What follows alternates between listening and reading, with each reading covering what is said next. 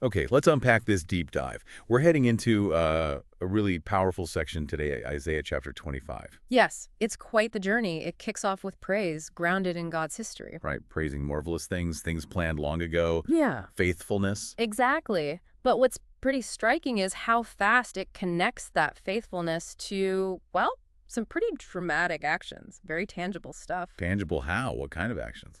Well, it immediately talks about judgment, turning a city into a heap of rubble, fortified towns becoming ruins. Wow. Okay, so not abstract faithfulness at all. Not at all. It mentions foreign strongholds just gone, never to be rebuilt. It's power reshaping the actual landscape. And this destruction, it leads somewhere unexpected, doesn't it? Mm. Recognition. It does. It says, therefore strong peoples will honor you. Even cities of ruthless nations will revere God. Because they see their own strength as nothing. Basically, yeah, their defenses are useless against this. And then you get this stark contrast. Contrast with what? With those ruthless nations. Their breath, their oppressive presence, it's like a storm or, scorching desert heat. Okay. But God is presented as the opposite, a refuge. Ah, right. A refuge for the poor, the needy in distress. Precisely, a shelter from that storm, shade from the heat. The same power that humbles the proud, protects the vulnerable. It silences the uproar of the ruthless. Like shade silencing heat. That's a strong image. It really is. Now, here's where things seem to shift quite a bit, right? Moving forward, expanding the view. Yeah, this is a big turn. On this mountain, the Lord Almighty will prepare a feast. A feast, okay. Like rich food, aged wine. Sounds good. Sounds amazing. And crucially, it says, for all peoples, Yeah. not just Israel, not just one group, everyone. All peoples. That's radical, especially after the targeted destruction of specific cities. It is. And there's more happening on this mountain. It's not just about feasting. It's where something universal is destroyed. Something universal. Yeah, the text says, he will destroy the shroud that enfolds all peoples, the sheet that covers all nations. A shroud. Covering everyone. Yeah, What is that? Does it say? it does very explicitly. Yeah. The very next line. He will swallow up death forever. Swallow up death. Just like that.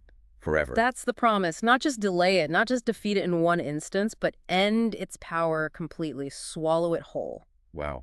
That changes everything. Absolutely. And look what follows immediately. The sovereign Lord will wipe away the tears from all faces. Makes sense if death is gone. Then the ultimate cause of sorrow is gone. And it adds, he'll remove his people's disgrace from all the earth. No more shame, no more tears. And the response to seeing all this, it sounds like pure relief and joy. Exactly. In that day, they will say, surely this is our God. We trusted in him and he saved us. It's this moment of recognition, of trust validated. Let us rejoice and be glad in his salvation. It's earned, after seeing death swallowed and tears wiped away. It's a powerful culmination of that hope. But then the chapter doesn't quite end on that high note, does it? It loops back to judgment. It does, which is fascinating. The focus shifts to Moab, right there on this same mountain. The mountain of the feast and the end of death. That very same mountain. It says the Lord's hand rests there, a sign of favor, perhaps, or power. But Moab, often representing pride, will be trampled down. Trampled like straw, despite their cleverness, it says. Yeah, their pride, their defenses brought down. It mentions their high fortified walls, again laid low, ground to dust. So it circles back. Human arrogance, human strength ultimately fails, even on the mountain of salvation. It shows this dual aspect, doesn't it? Refuge and feasting for those who trust God, but judgment for pride.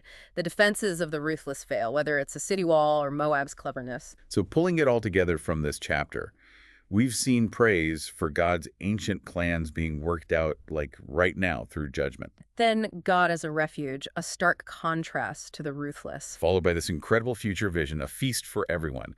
Death itself destroyed forever on that mountain. No more tears, no more disgrace. And finally, a reminder that pride is still judged, humbled, right alongside this ultimate salvation. It's a really dense, powerful picture.